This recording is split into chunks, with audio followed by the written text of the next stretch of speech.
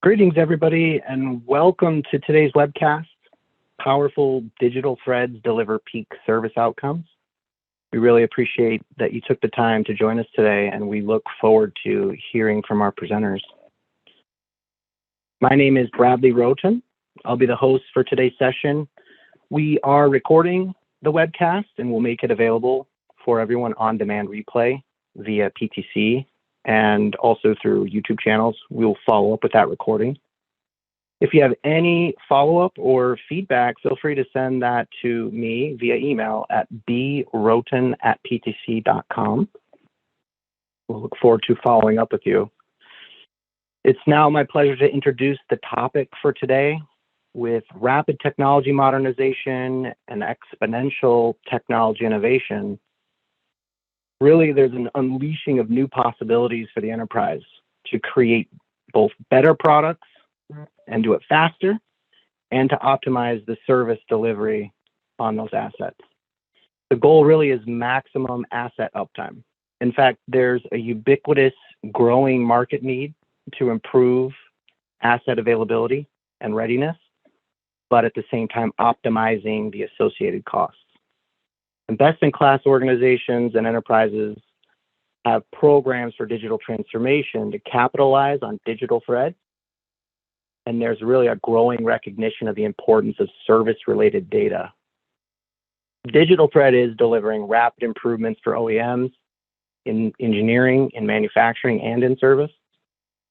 The principal benefit being increased asset uptime and readiness, but there's many tangential benefits like reduced total maintenance costs, higher customer satisfaction and loyalty, and optimized planning, process, and decision-making.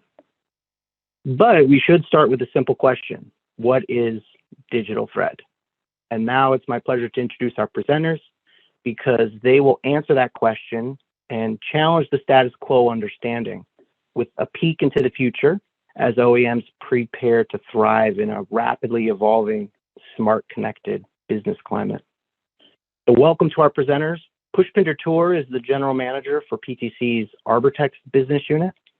She has 22 years of experience managing product information for hundreds of customers worldwide. She has a remarkable breadth and depth of knowledge about creating, managing, and delivering service information. We've also got Ian Michelle, the Divisional Vice President and General Manager for PTC's Smart Connected Product Solutions Group. Ian has a fresh perspective on the value of IoT and augmented reality enabled products. He also leads a team of value-focused innovators who are delivering cutting-edge solutions for PTC's customers. And Leslie Paulson is the General Manager for PTC's Servigistics business unit. And she brings 29 years of experience from her successful career at Caterpillar, with the majority of her time on executive management teams. And Leslie has a strong command of disruptive technology and its impact on service operations. Pushpinder, Ian, and Leslie, thank you for taking time to share your expertise with us today. We look forward to your comments. Pushpinder, I'll turn it over to you. All right. Thank you, Bradley, for that great introduction. I am super excited to present today. It's been thrilling to help so many customers over the 2 decades I've been in the industry and, improving their technical information. I work really closely with Leslie and Ian as we apply technology to help those OEMs break down silos between engineering, manufacturing, and service, weaving, a really powerful digital thread that's capable of delivering peak service outcomes, which are proven worthy of investment. So first of all, I want to talk about the concept of digital thread. Like, what is a digital thread? So by definition, we say that a digital thread creates a full life cycle closed loop between the physical and digital worlds, from product design and engineering through manufacturing to service and back again. It's a complex topic, but in short, a product's life cycle begins with the digital design. Then it's manufactured into a physical product and delivered to the field to begin its serviceable life. The digital thread and its rich data create a valuable loop. From the service perspective, we're interested in what happens to the product once it's delivered to the field. We want to make sure the product has a long life cycle with limited usage issues and excellent brand reputation. The single greatest leading indicator for a customer to repeat purchase is what the answer is to the question, if the product required service, did it get fixed the first time? And the technicians in the field using the product and those responsible for servicing it need the most accurate and up-to-date information and procedures, as well as access to the parts needed to fix the problem. So why should we all care about a digital thread? Why not just focus on improving each life cycle? And it's really because the digital thread captures data for each life cycle and makes it available to the broader enterprise, from engineering the original product design to building the first generation product and maintaining that finished product through service in the field. When one part changes, when one procedure changes, the impact, it should really be cascading from the engineer to the technician, and in a best case scenario, from the technician to the engineer in a continuous loop. The value that that digital thread brings to the enterprise is immense. It's huge. Within our areas of expertise, it can be really tempting to think of digital thread narrowly. So, I mean, for example, PLM practitioners might say, this is a PLM digital thread. Service practitioners might see it as just a service digital thread, et cetera. There are many OEMs that pretty much learn the hard way that siloed data and strategies lead to inefficiency. So to compete in today's smart connected environment, OEMs have to maximize the digital thread and its valuable data. So to set the context, think about the fact that service information creators, they struggle, right, to access that up-to-date information because they're siloed from those other organizations. And for any manufacturer, the service information is a vital role in making sure that there's excellent levels of customer satisfaction while still maintaining the after-sales profitability. It's the service group that provides that all-important link between the manufacturer's internal departments and external service dealer partners responsible for providing that support to the customers and their end users. Service information, it's used in every service transaction by every service provider every single day. So at the end of the day, its quality is imperative for that world-class service operation. One really good example that comes to mind is Kirloskar Oil Engines Limited, or COIL. So COIL, they are a leading manufacturer of air-cooled and liquid-cooled diesel engines, power generating units, and agriculture pump sets. COIL's the largest producer of non-automotive diesel-powered engines in India. They're first incorporated in 1946, and they've got more than 2,400 employees just across the country. Their 3D parts catalog contains more than 1,000 equipment models, 10,000 parts lists, and more than 12,000 interactive illustrations for more than 1 million engine serial numbers. Now, that is a lot of technical product data and information. Now, COIL made a big bet on digital transformation to effectively manage their product data and maintain their market leadership. So as COIL grew its business, they found that their legacy system for tracking product data changes wasn't really in sync with their product reality. So the disconnect led to higher volumes of interaction between engineering and other downstream teams. It also created other issues due to the siloed problem solving by those individual teams, again, without the bigger picture in mind. So this led to a vicious cycle of excessive user demand for the product data and the documentation, while the disconnected solutions and processes continued to grow rapidly. And the overall effect was lower focus on innovation and an environment where all the teams were working hard with little or no effect on the top or bottom line of the business. So COIL urgently looked at all of this, and they embraced an organizational change through digital transformation. So Coil strived for a bill of materials transformation from engineering to manufacturing. They wanted to ensure that the changes, they were automatically cascaded to downstream teams, and that would give confidence to all the stakeholders that they were using the most up-to-date information in their tasks. Now, Coil's use of PTC technology, including Windchill and Creo and ArborText, it's resulted in dramatic improvements for them. By implementing that end-to-end solution with PTC, they've seen a 73% drop in production-based engineering change management. And they've gone to saving 100 labor hours a month because the content is so much easier to find and it's automated. And they've also, at the end of the day, they've improved the technicians' time to repair rates because they're providing this one-stop shop for both Coil and its dealers. So Coil Green's story illustrates the need for that enterprise to really capitalize on the data from the digital thread and maximize that equipment availability. With the service-enabled digital thread of product data that's running from that engineering to service, so Coil can now make sure that they're delivering that accurate and up-to-date service and parts information all the time to all of their users. So let me go ahead and pass it over to Ian now, and he's going to talk more about the importance of the connected data within that digital thread. Great. Thank you, Pushpinder. I'm excited to share a few thoughts today and complement some of your commentary.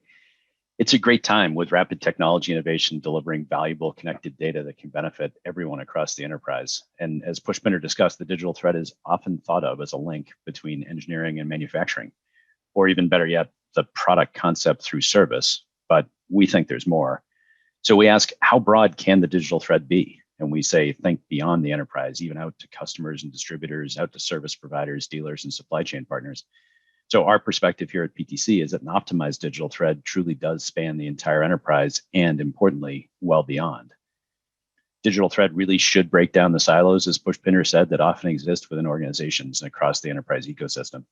Those can be between departments inside the company. Of course, we see that all the time, but also includes disintermediation between supply chain, distribution partners, and perhaps of greatest value, the customer, so you can see what's actually going on out in the field. So ultimately, we're trying to solve this disintermediation problem and drive greater value along the way. We think of this as giving a voice to field deployed equipment. Think of the product knowing to place the service call often before the customer even knows one's needed. Giving that voice provides numerous benefits to the entire value chain. Condition-based monitoring and service helps the service team get out of a break-fix mode. It allows remote service, and tools that are in that space reduce truck rolls. Enhanced customer self-service capabilities reduce cost and raise satisfaction rates. And we support the technician in the field to boost first-time fix rates and shorten ultimately the time to resolution.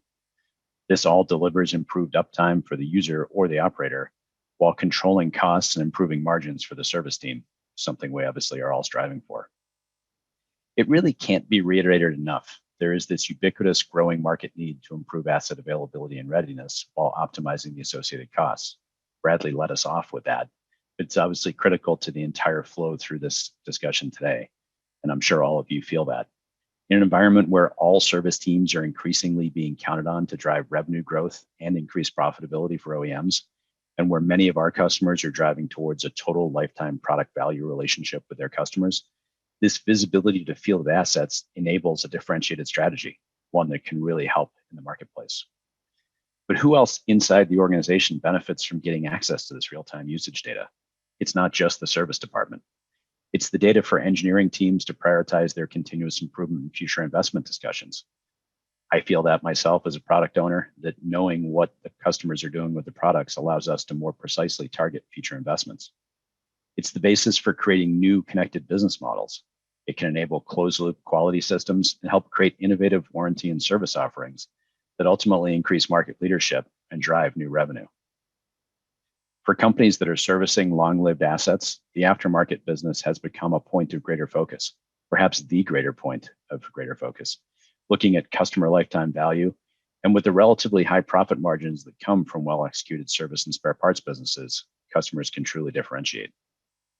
This connected product data stream also helps tighten up predictive service models.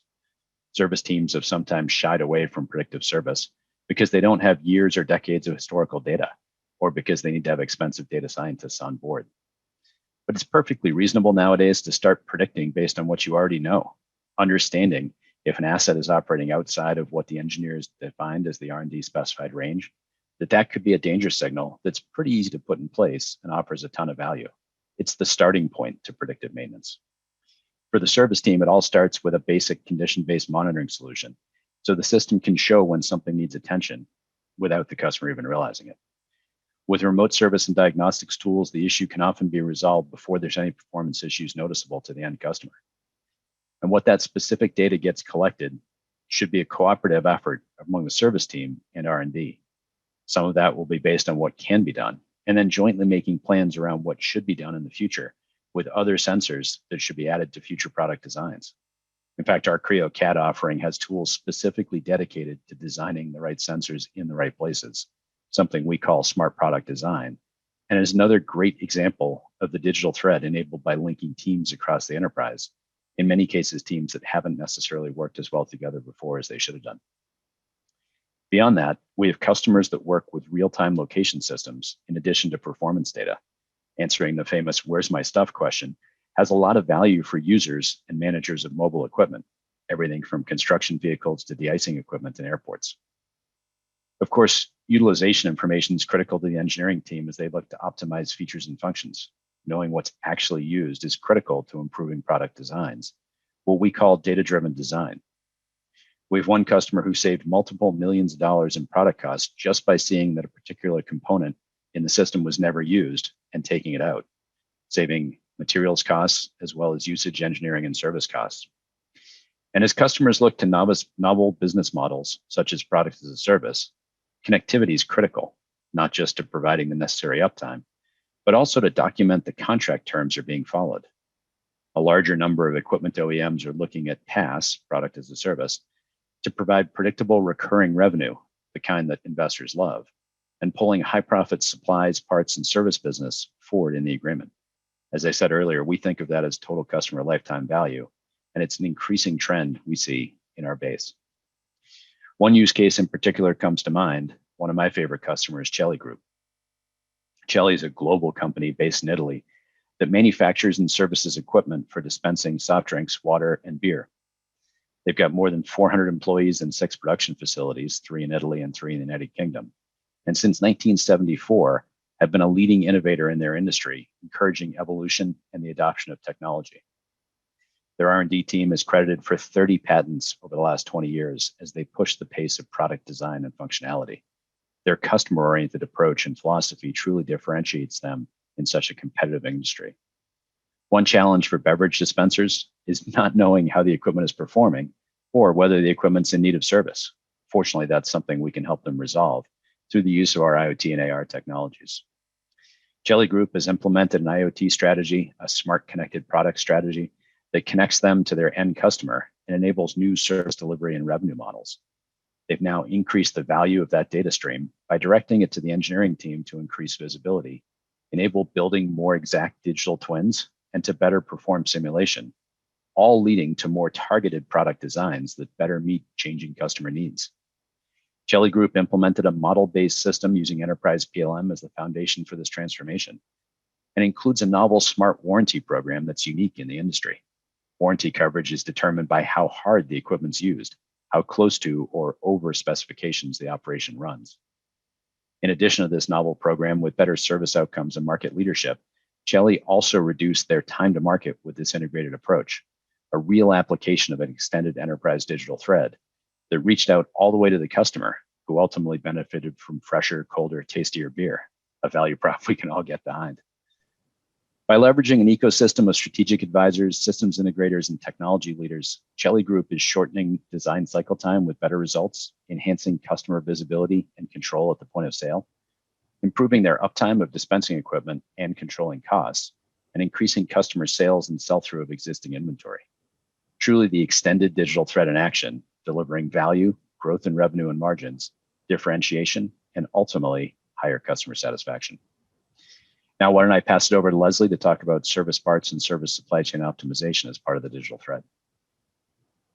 All right, then. Thank you, Ian. I appreciate your and Pushpinder's commentary. I do have to say that I'm all for any technology that improves customer satisfaction of draft beverages. So I highly support that use case you just ran through. Anyway, thanks, everyone. I'm going to share my perspective on the importance of service parts and the service supply chain data itself as a crucial subset of this digital thread. I think, as we've mentioned, and most of us know, the engineering and manufacturing life cycles are long and they're significant. And truly, they're actually the beginning of life for most assets. However, the service life cycle is actually much bigger than both the engineering and the manufacturing life cycles combined. It's at least 10 times larger or more. And it's not just about being 10 times longer in time frame or 10 times bigger in volume. It's about the profit as well, because that's also at least 10 times. So if you think about it simply, a car is designed and manufactured one time, but receives service for the rest of its useful life. And Caterpillar, where, as we mentioned earlier, I spent 30 years, is a great example of this. About half my time there was in executive leadership roles related to service, related to anything after the sale of the initial equipment.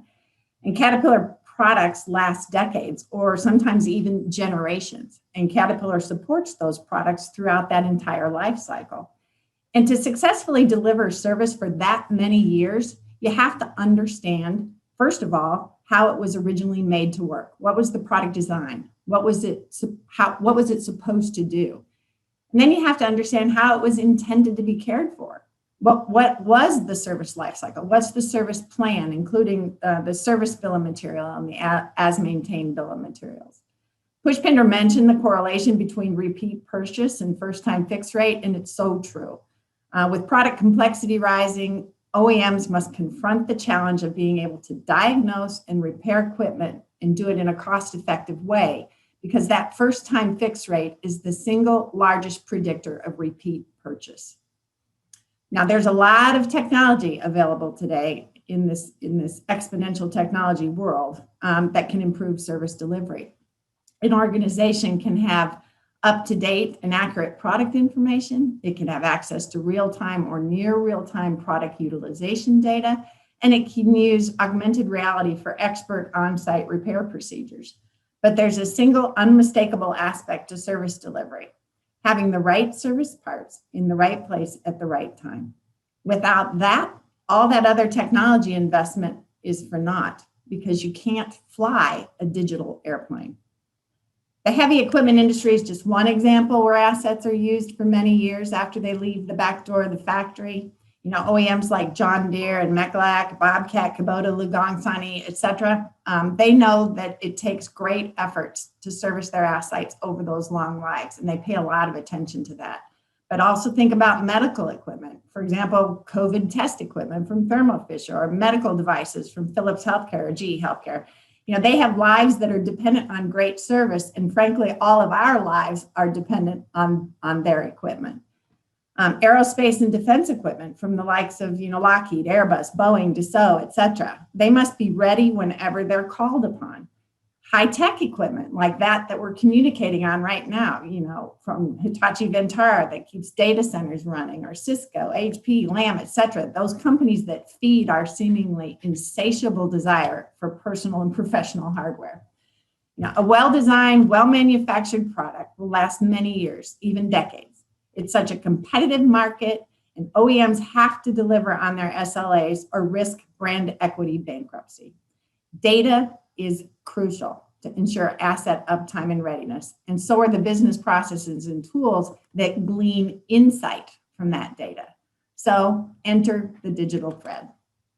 In my way of thinking, I think about the actual process of making a thread. And threads are created by taking fragments of raw material and spinning them into a thread. And that thread is stronger than those fragments that it was made up from. And then threads can be twisted into a rope, and a rope is stronger than an individual thread. So I think we're talking about the digital equipment, literally. An engineering fragment might be that of a CAD design of a component, and a thread might be that multiple digital components coming together into an assembly. And in my mind, a digital thread should be conceptualized more of as a rope with many threads coming together to meet customer expectations along those long life cycles that we talked about.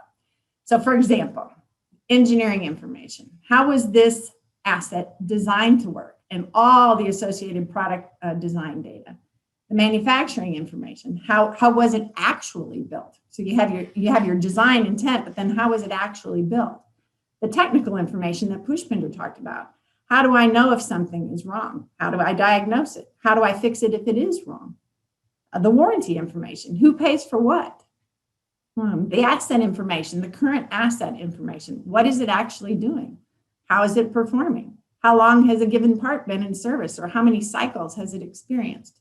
The parts information. How long was this part supposed to last? How many of these parts are serviceable? What are my life limited parts? All these increasingly and important questions that have a data set that can help answer that.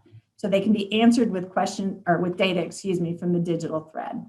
But if we answer those questions from disparate or fragmented sets of data, we're going to get disparate or fragmented answers and disparate or fragmented insight.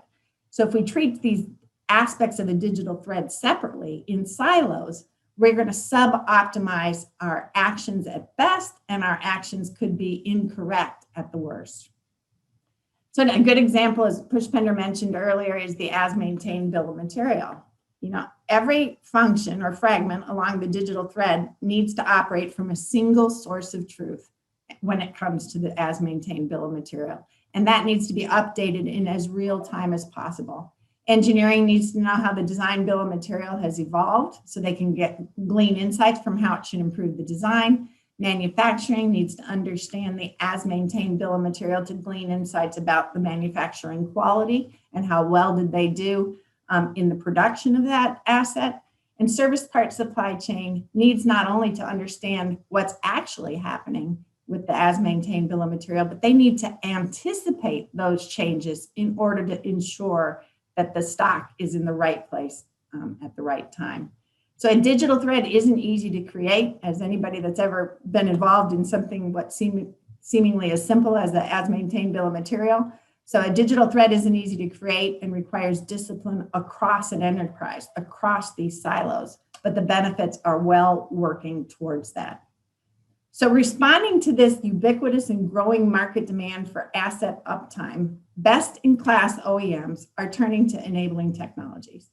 It's critical to recognize that managing uptime is not just about managing downtime. When assets are up and running, or say our state of readiness is 99%, the digital thread is just as important, if not more important, than when the asset is down. Having a single source of truth for product, manufacturing, and service information that's augmented with real-time connected information allows us to understand uptime. What conditions come together to maximize uptime and availability? Replicating and sustaining those conditions are what allow you to achieve peak service outcomes. And that results in high customer satisfaction, repeat purchase, and brand loyalty. That same data can be used to predict downtime and prepare to minimize it. So we need to gather data about both uptime and downtime as we build our digital threads. Undoubtedly, supply chain plays a huge role in engineering, manufacturing, and service, and the pandemic has taught us that in spades and has exposed some significant supply chain weaknesses. As a result, supply chain is today's executives' top concern. The President of the United States has declared supply chain to be a top priority of the government as well. With peak service outcomes in mind, the service part supply chain emerges as an important area of focus for OEMs. And it's all about extending that asset's usable life and unlocking enormous revenue and profit potential. The service part supply chain is another great example of how digital thread strengthens with more and better data, including historical, current, and predictive data. The more signals that these algorithms have, the better the forecast, the better the optimization, and the better the planning. And that leads to maximized uptime and readiness. And I'd like to run through a real quick example with you, and that's Boeing. I think that many of you are familiar with Boeing, but let me give you a few quick statistics. Boeing is the world's largest aerospace company and leading manufacturer of commercial jetliners and defense systems. Boeing Global Services is an entity within Boeing that's responsible for aftermarket support, and it's a well-respected industry leader. Just to give you a little bit of scope here, they have 23,500 people in 300 facilities across 70 countries. And their assets are comprised of hundreds of thousands of parts, and they live a very long time, some of which are expected to live over 100 years. Boeing has a very high bar for service for each and every one of their customers, and their assets operate in conditions that are extraordinarily variable. So if you combine just the sheer mass of it with a massively complex supply chain in a highly regulated industry with long lead times and long asset lives, you realize this results in a highly complex service part supply chain. And BGS recognized, first of all, that standardization of one tool set would drive substantial improvements in their operational excellence drive. And they chose Servigistics to optimize their service part supply chain. With Boeing as their, with Servigistics as their enterprise global standards, Boeing Global Services began gathering and organizing all the relevant enterprise data across the silos to maximize the value of Servigistics and gain the most optimization they could from their service part supply chain.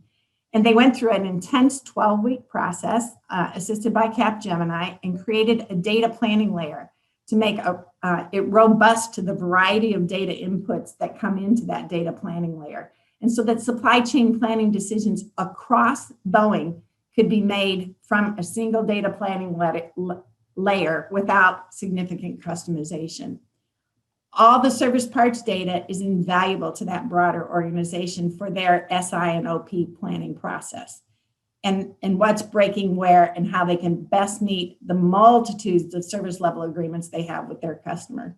So this is just one example of how BGS is building a digital thread with an integrated flow of data that improves communication and collaboration across the silos of Boeing. Now, common data drives differentiated insight. Again, common data drives differentiated insight.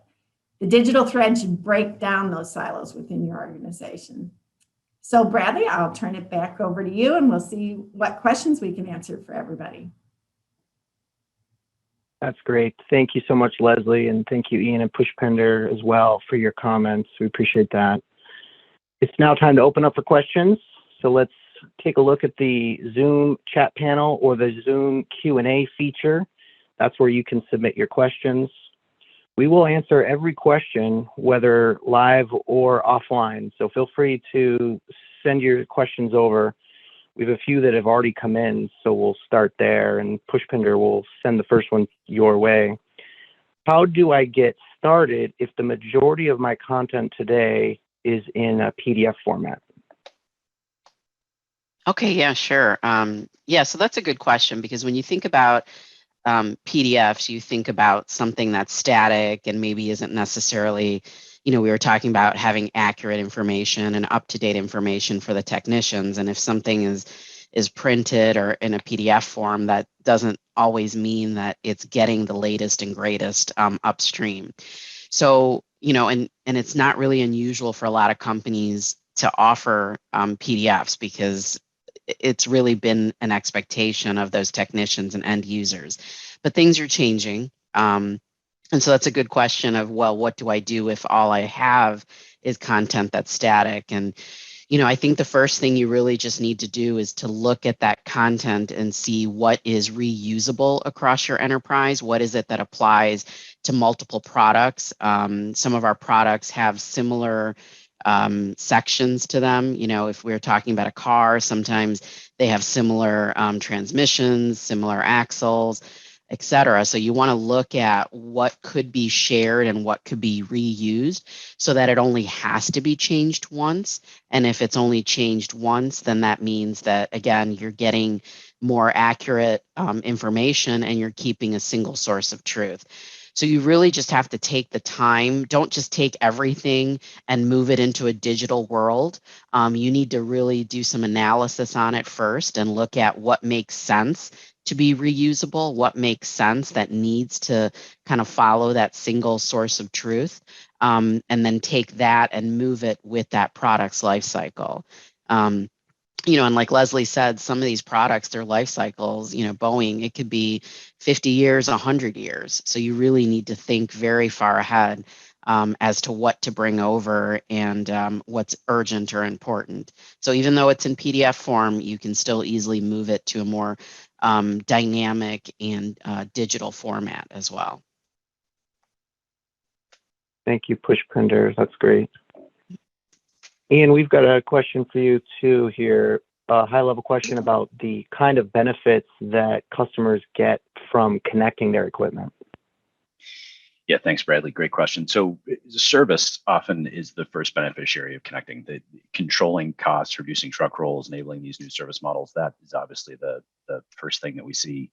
A lot of that's visibility, giving you remote service. We saw this a lot during the pandemic, obviously, as Leslie mentioned, that where you either couldn't get access to an asset or didn't want to be on the road, that doing remote monitoring, remote diagnostics, ultimately remote service, fixing things from home, if you will, became a huge benefit, not only to keeping assets in production and solving the problem of not being able to get to them, but really life critical things in places like hospitals, labs, and factories. So service obviously is the first beneficiary here, but I think what I like is we're starting to see customers adopt these broader digital thread strategies that we talked about today, where once you've got that data flowing in, thinking about not just what data I have, but where it can be used becomes a very critical component. And so I would say that goes two ways. One, upstream from service. So think about usage in manufacturing to design out flaws that are introduced during the manufacturing process that show up as failures in the field,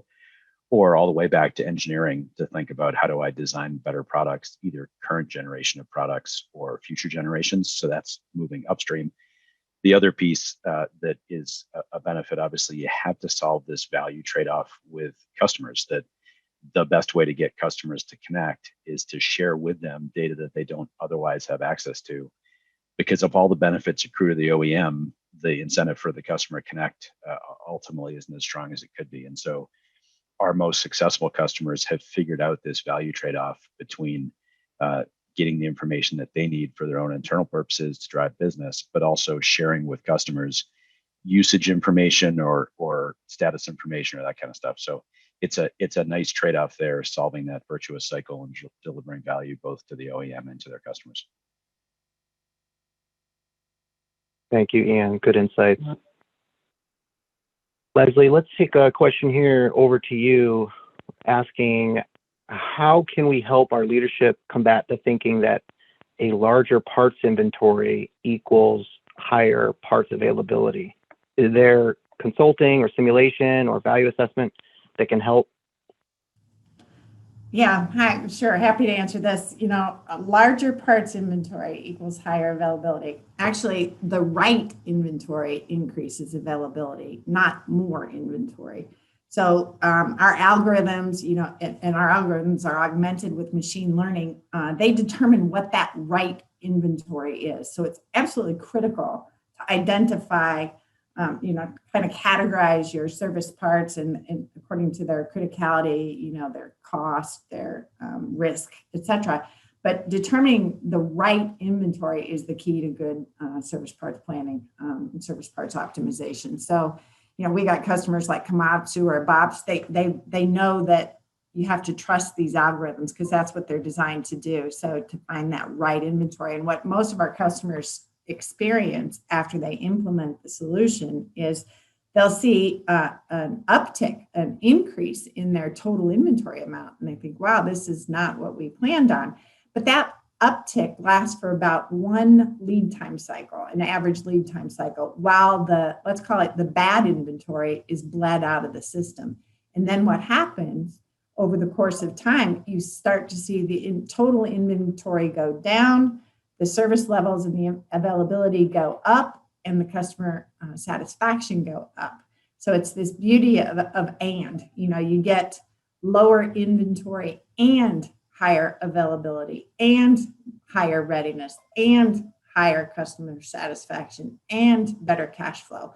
So all those things happen when you trust the algorithms that are based on this data, and the more data, the better. Again, like we talked about before, determining the right inventory to have. You certainly look historically at what happened in the past, but the more you augment that with what's happening right now, the better able you are to pinpoint the right inventory, and that's the ticket to availability. Thank you, Leslie. Appreciate that. We'll take a question now that's come in from Dan, and maybe we'll direct it first to Pushpinder, but Leslie or Ian, if you have comments, feel free to jump in too with cross commentary. Dan's asking, in the first customer story, they manage millions of asset serial numbers. And Dan's asking, which tools from PTC help track assets and maintain their configurations and serviceable content?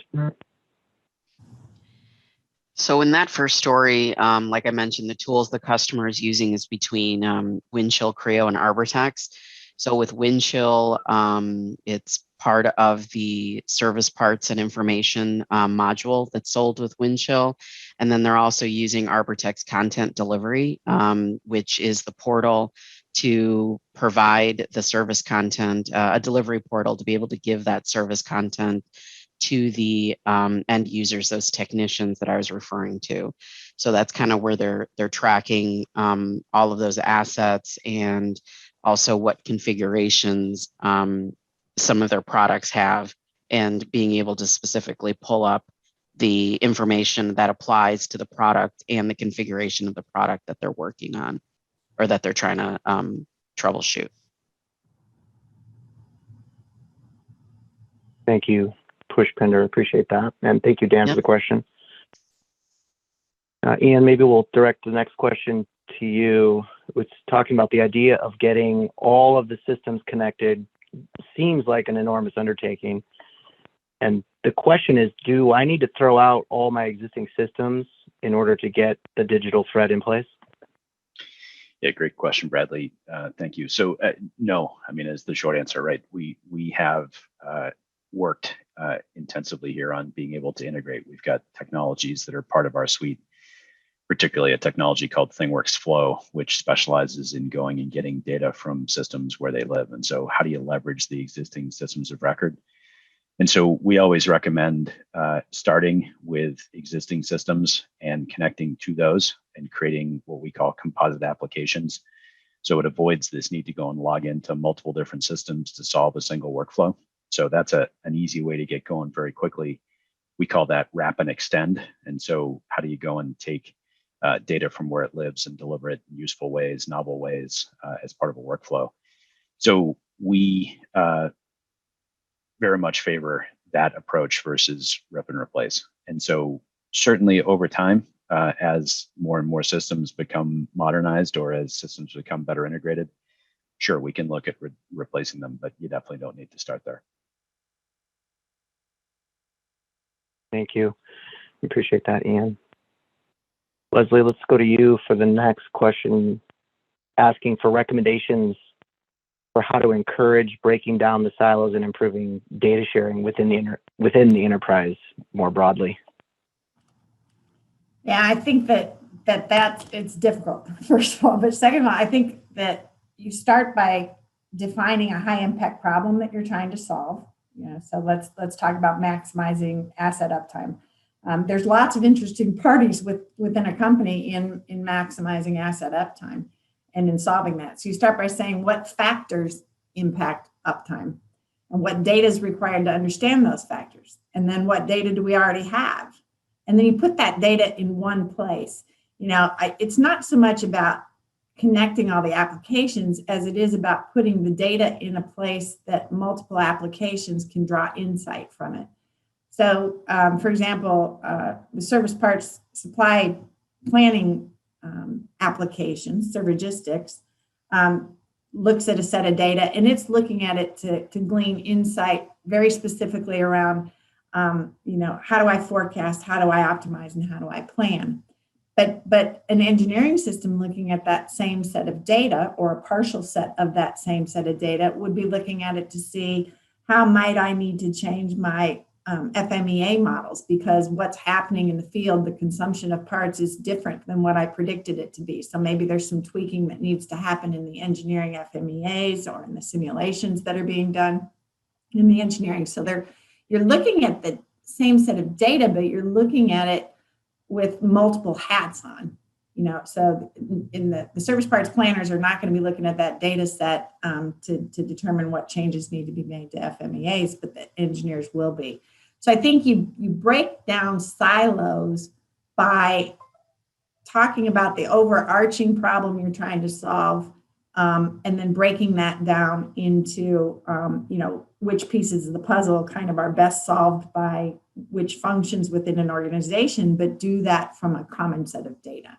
So I think, in the Boeing example, what they did was to create this data layer, or it's really a data lake, that is able to ingest multiple forms of data, multiple types of data, and provide that into this data lake in a way that many different applications around the company can consume it, not just Servigistics. So that really, by kind of focusing on the common problem of how do we maximize availability for Boeing customers, we look at what types of data, what kind of factors influence that, gather that data, put it in a common place, and make sure that all the applications that need to glean insight from it have access to it. Thank you, Leslie. Good insights. Let's direct the next question on connected to Ian, coming in through the Q&A panel, talking about sensors.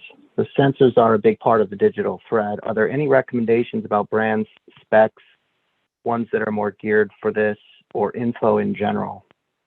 Ian, you want to maybe talk a little bit about sensors? Yeah, happy to do that. It's a complex field out there, right? Obviously, there's lots of different brands. So we do certainly have vendors that we prefer to work with that are part of our partner ecosystem. But maybe I'll ask it or answer it a little differently, that what we're trying to figure out now with sensors is really the usage, the kinds of data that you need, and the environment that the sensors are in. And so, you can think of connectivity, obviously, cellular connectivity, satellite connectivity, Wi-Fi connectivity. You can think about footprint and ruggedization as a series of questions that you need to ask in terms of how the sensor is going to be used. And so we're seeing everything in approaches all the way from people getting very, very small cellular-based sensors that track a couple of metrics with low frequency, and we're seeing those at incredible price points, sub $50 price points for a sensor that tracks, heat, vibration, and sound, and can send a signal off a single battery for 10 years at a sub $50 price point, which, was impossible as recently as a year ago. There's incredible innovation going on there, working up through highly complex sensors on massively difficult to understand machines. That in fact use networks of sensors and then connect them via a gateway at a center hub and then communicate that back. And we're seeing that in places like factories and hospitals and labs, and obviously in places like automotive where there's lots of different sensors to monitor. So, I wouldn't necessarily think about it as what's the preferred brand, but I do think we should think about it as what are the use cases that we're trying to get to, and what information we trying to leverage back. And then how do we connect to it? That's obviously something that we specialize in, and happy to talk all day about the connectivity strategy there. So hopefully that gets at some of it. Thank you, Ian. Appreciate that. Let's take a question from the Q&A panel from Jason, and Leslie touched on this a little bit already, but maybe we'll ask it to Pushpinder and Ian if you have any comments on this too. But for companies that have different PTC products in place, but they're managing them sort of in silos, what guidance can PTC provide to help connect those applications to build the threads that achieve what we've been proposing here?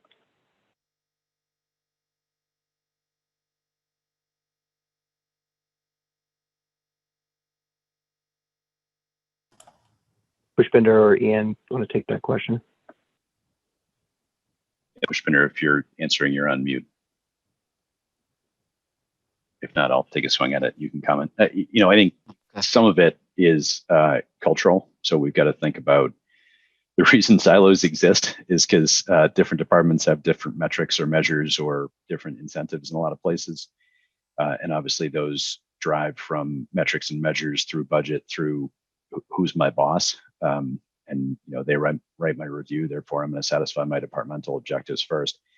I guess what I would say is the benefits of breaking down those silos, both managerially and systematically, are so amazing. And we talked about some of those during the presentation today, that if it can be done, it's well worth doing. And so maybe there's two pieces here that make sense. One is you got to get obviously top-down leadership to do that. It typically takes executive team leadership to break down across silos and to get different groups to work together. And then you need to have the system chops to be able to go and do it. And so we talked a lot today. One of my favorite use cases is this idea of collecting data from fielded assets and using that in the product development process. You might imagine, based on PTC's heritage, that that's a use case that we love. And again, it's incredibly valuable if you can get it right. But you need the service team and the engineering team to be working together and collaborating on how do I pass that information back and forth. You need the service team to be able to collect the data in a way that doesn't distract them from their day job. And you need the engineering team to be able to consume it in a way that feels natural and part of the way they do things. We do some of that stuff internally within PTC, and I can tell you the information is unbelievably valuable in our product planning sessions. And we've started to see that show up in the customer base. So I think in some cases we've done interviews or questionnaires. Generally these tend to be guided vision sessions with customers, and maybe we should do it with you, Jason, that you put together the engineers and the service leaders in the same room and talk about what can be done, and then brainstorm from there a little bit. But ultimately, it's a case of showing the benefit and then getting some executive sponsorship to get the project done. Ian, I was going to say something very similar in terms of the culture. There's a lot of companies we'll work with, and they have different divisions. Obviously, when you're large, right, you have thousands of people. But sometimes a lot of the divisions don't know what the other division's doing, and just getting them in the same room or in the same discussion is looking at the products they use and what ROI they're getting from each of those PTC products also helps to kind of break those silos. I mean, I think I had mentioned it earlier. Sometimes it's not even external, it's internal factors. It's internal departments being able to work together. And that's probably the biggest advice we would give as the first place to break those down. Yeah, I think maybe one more point on that, Pushpinder, just to complement that, ultimately, a lot of companies have optimized operations within an individual department, and you kind of can't squeeze that rock anymore. And so the only way to get the kinds of returns, the kinds of value that you need to get is by breaking down some of these silos and getting rid of some of that friction and enabling some of these newer business models. And so in cases where it's been squeezed as hard as it can, the only way to do that then is to go across the enterprise and even reaching out, as we said before, to customers. And I'll just add one more thought on top of there is if you're successful, let's call it within your own silo, nothing attracts, more bees than honey. So if you're successful, some of those other functions that you really wish would collaborate in finding a way to leverage the data across multiple applications, et cetera. If you could, the more successful you are within your own silo, the more they're going to want to be a part of that. So sometimes, even though we're talking about breaking down silos, sometimes one of the best ways to do that is to be extremely successful within your own silo. And that will attract people to say, hey, how can I leverage what you're already doing? So you think about, the data needed for service parts planning, and let's talk about real-time engineering changes and how those should flow through automagically into the service parts planning process. that requires a lot of collaboration. It requires data to be flowing into, out of the engineering and PLM systems into the, service parts planning systems. And it starts with just recognizing that we need to do that. And then you can work through where can we put this data such that we can consume it in a real-time way. So I think, as you generate, significant success within your own, boundaries, that will attract others. That's great. Thank you all for answering that question and providing those perspectives. I think it's a good place to wrap from a Q&A standpoint.